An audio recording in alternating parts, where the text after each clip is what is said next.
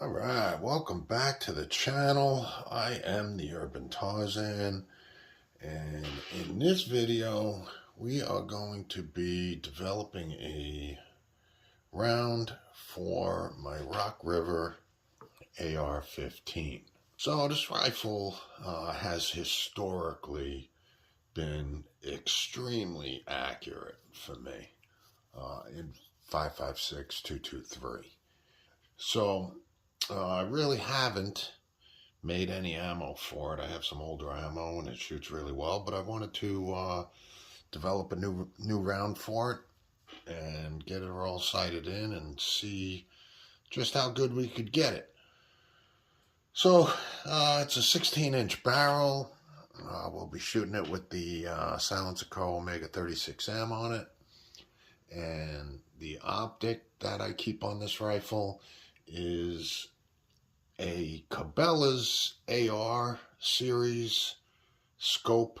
It's a 4-12 by 44 second focal plane, illuminated reticle, and it has parallax adjustment. Pretty good scope. Didn't pay a lot of money for it, $2.25 or something, but it's performed well. And it's basically a stock Rock River AR15. Came with the 2-stage trigger from Rock River, which is really a great trigger. They still sell it. I like the trigger. Original barrel. The fore end, the rail system on there is replaced. This was originally, it had the short grips on there with an A2 post on there that I replaced, put a low profile gas block on it, changed the rail system on it just to make it a little more the way I wanted it, but it's the original barrel. So I've made some changes to it, and I really haven't tried to shoot it extremely accurate in a long time. So let's get started. Let's make up a round and see how accurate we can get this gun to be. All right, first thing we're going to do, we're going to go to this big bag of brass I got right here. We're not really going to separate brass and do anything like that. We're just going to grab some handfuls of brass and get 100 of them or so, size, decapped. We'll ream the primer pockets if need be, camphor, check for case size, things like that, and get that all squared away. And then we'll get the brass clean. So let's get at some brass prep.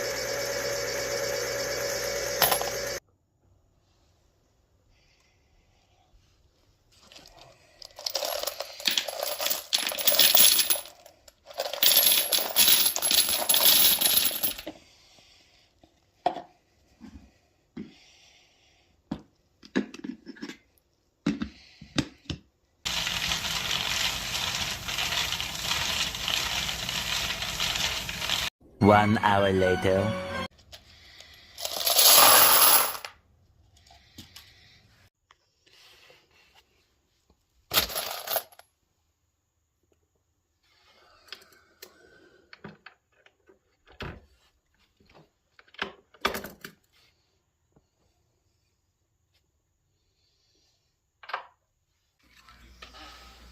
All right, so we got our brass all ready. There they are, about 100 of them in there, maybe 110. They are ready to go. We're going to be using these CCI small rifle primers, CCI 400s. We're going to be using the IMR 4198 for this one. And we are going to be using these Hornady Z-Max 50 grain zombie killers. Little green tips. They are quite awesome. Little light at 50, but they'll do. All right. So, as you can see, I got a little jump on this project. Got a few made already, but we'll go through and make a few more. Like I said, we are loading, we're using the IMR 4198. We're going to be loading 21 grains of IMR 4198. We're seeding to a depth of 2.24, and we're using these 50 grain Hornady Zombie Killer Z-Max bullets, which, I don't know, I think they're like a V-Max. Same thing, just green tips, different color. Who knows? I don't know. But they're good bullets. So, like I said, we're just going to load up a few of these. We want to be there at 21. Helen's looking at 21.1. 21, there we go. Settle in there right at 21, so take that off of there. There's one.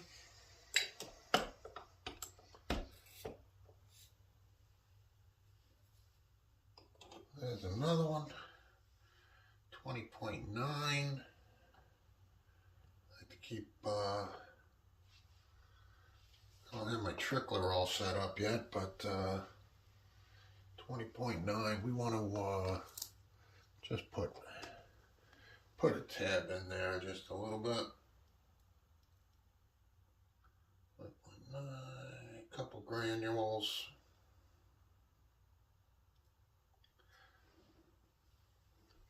Now looks good. 21.1. Alright, and one more.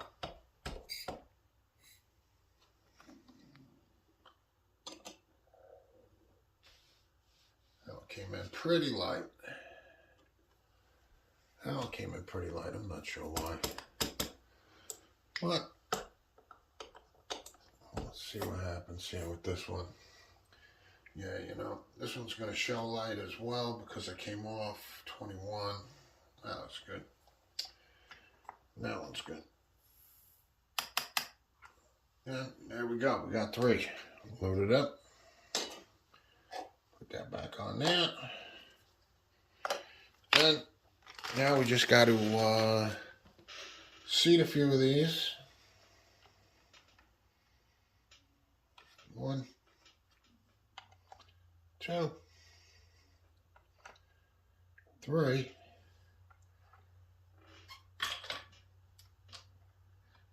So I'm using a taper crimp die with just a very, very little bit of taper crimp on there. Just a small bit of taper crimp. Preset the die for that. And I like to use just a little bit of a taper crimp, just a little bit of a crimp in any semi-auto, just so you don't lose your seating. And there you go, my friends. We got a whole bunch of them ready here. Take them out to the range and see how they perform. Got high hopes for these. Got high hopes.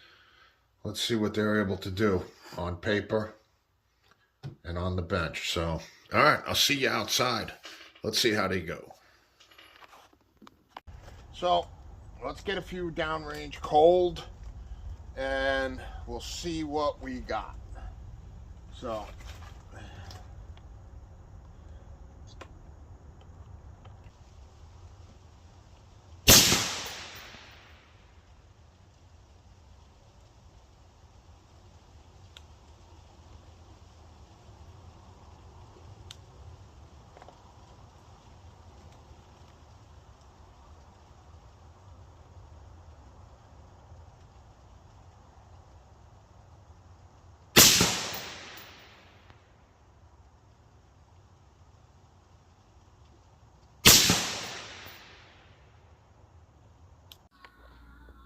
all right. So I ripped off 4 at first and got that little group right there. Looked all right, get the gun warmed up. And then I really took my time, and that was the video there of those 3 towards the end there. And took all 3 of those. Nice group right there. That's sub MOA. You could see them about 2 inches to the left. Maybe a little bit high. But there's 3 shots in there. And they are looking pretty good, if I don't say so myself. All right, so I wound up taking 4 more shots. I shanked that one right there. And I took an extra, so there they are right there. Let's head inside, take a look. All right, so we came inside. I pulled this target. Came inside. We'll take a look and see what we got. So, like I said, I went out, brand new rounds. I wasn't even sure if I was actually going to be on paper, see where they were going to be. So I ripped 4 rounds off right here, just quick. Got this little group right in here. I was like, okay, they're looking pretty good. Looked at them over the chrono. And then try to slide this down here so we're in the center. So then I took this group of 3 right here, which was very tight. If I go center to center, maybe center bullet to center bullet with the one inside, we're looking at 1.6 right there, if you can see that. I don't know if you can see it. Turn it. 1.6. So that is a really good group and definitely sub MOA. MOA at 50 yards is ½ inch. This is sub half MOA at that size. So I took that 3. Then I took 4 more. Actually, I was going to take 3 more, but I shanked this one. I knew I did, so I took a third. I took 1. I shanked 1. I took another one, and I said, you know what, I'm going to take a third. So I did. And if we take a quick gander at this one is still like 0.25. I just moved it. Well, you might have to take my word for it, but try and get it lined up here. I mean, it's hard to measure, but it's close. I mean, I'm not looking at the dial. I'm just looking at the center bullets, center of the holes, and I'm at 0.24 right there with those. Again, half MOA at 50 yards for those. So, I mean, super happy with that. I took a few extra shots just over the chrono, this one, and these 2. Wasn't aiming at anything. I was just making sure I actually didn't hit the chrono. I just wanted to get some better data, make sure I was shooting good. So that's those 3.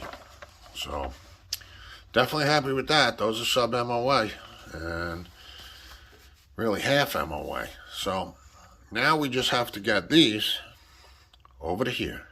So let's take a look at that. Okay, so I did some measurements here, as you can see. Right from the center of the diamond, we are 1.75 inches to the left, and we are roughly ½ inch high on that center bullet, give or take. I think it was actually 0.44 or something like that, but that's all right. ½ inch. So in MOA language, MOA at 50 yards is ½ inch. So ½ inch goes into 1.75, 3.5 MOA. We got to come right 3.5 MOA or 14 clicks. We're exactly ½ inch high. So that is 1 MOA down or 4 clicks. So let's go to the rifle and let's get that sucker set up. So that's what we did. We came down 4 clicks and that went from 0 to 14. You can see the little dot right there, and that's 4 clicks down. And we went to 3.5 on our 14 clicks. We went to 3.5 to the right. So this gun should be dead on 0 at 50. All right, so a little voiceover here as I'm getting set up there on the range. We have our scope set up, and we went 14 clicks to the right. We went 4 clicks down, and we're going to let a few go and see what happens.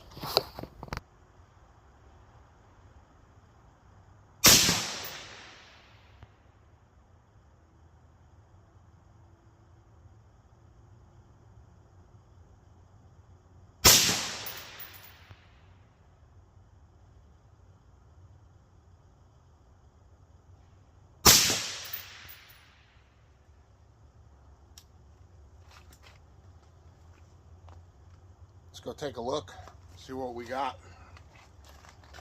I'm just going to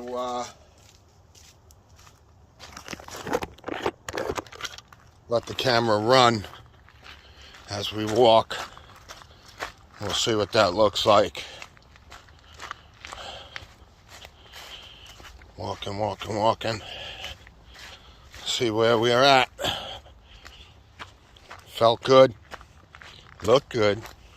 Feeling good, Lewis. But only the paper can tell. Only the paper can tell.